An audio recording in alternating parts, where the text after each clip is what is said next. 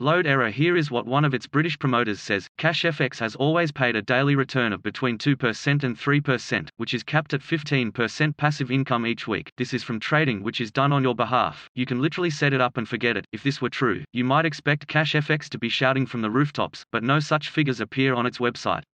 Nonetheless, until recently it claimed to be trading through ErrorFX, a licensed broking firm based in Cyprus. CashFX described ErrorFX as our main partner broker, claiming to have a productive business relationship and a strategic alliance. Really? ErrorFX told me, we would like to highlight that we have never entered into any official legal agreement with CashFX, nor did we have any financial transactions exchanged between us. There were talks between the two companies that dragged on, with CashFX claiming they were working together, but according to ErrorFX this is something that never happened so far, so there is no evidence that CashFX has actually traded with its investors' money.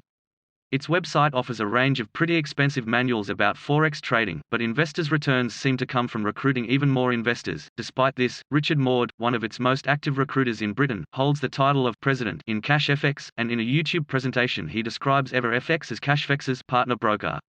He claims, the returns that are made from the trading, that is what fuels this business. If you are someone that just wants to be a passive member and earn from the trading, that's where the money is coming from. It's coming from the trading results the company is getting. Maud proudly announced recently that CashFX had rewarded him with a Porsche. But a few years ago he was just as enthusiastic in promoting a scam called Banner's Broker, which was supposed to profit from internet advertising but which was just a pyramid fraud scheme.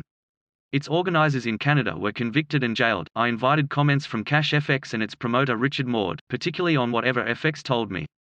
Neither of them replied, though the Mail on Sunday was approached by London lawyers Shillings, acting for CashFX and keen to know about today's report.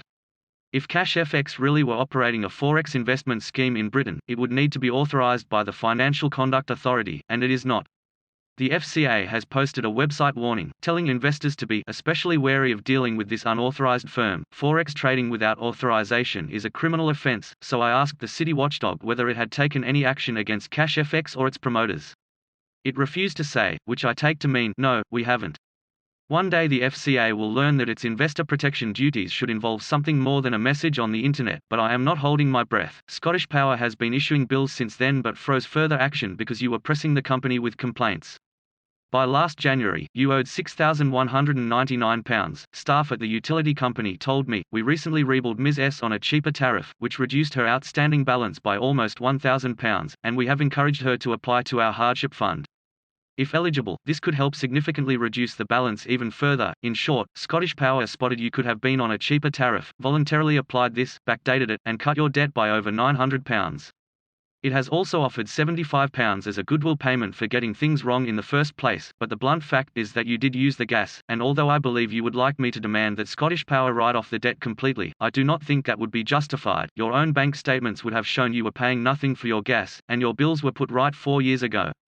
The company says it is more than willing to accept payment over a long period. You should agree. I received a statement from the company, saying you submitted your claim in September, and the refund will be processed within 60 days. When I challenged this, Virgin agreed that your claim really was made last April, meaning you had been waiting patiently for well over the promised 120 days. Your full refund has now been paid back to your credit card. One of Britain's most energetic easy money merchants has been banned from acting as a company director for the next 7 years. Simon Stepsies, 53, from Nantwich in Cheshire, ran Simon Stepsies Success International Limited (SSSIL), which advertised how to earn £5,000 plus daily. Internet millionaire reveals secrets for free. This was a promotion for a scheme called My Advertising Pays. In a video, Stepsies announced, "Look into my eyes, watch my lips, map is for life." It collapsed soon afterwards, owing millions of pounds. SSSIL was ordered to be wound up last year. Since then, the insolvency service has been unable to find what happened to £199,229 that was recorded in its accounts. Stepsies told investigators his company held its funds in a named bank, but the bank said it had never heard of his business. Stepsies has been on my radar for over 20 years, as he hops from one get-rich-quick scheme to another. One of my earliest warnings came when he was charging people £25 a time with the promise he would find them well-paid work. That earned him a High Court injunction, but he barely paused for breath before moving on to new scams, including Banner's Broker, also promoted very actively by Richard Maud, who pops up above in today's report on CashFX. The directorship ban on Stepsies began last Monday.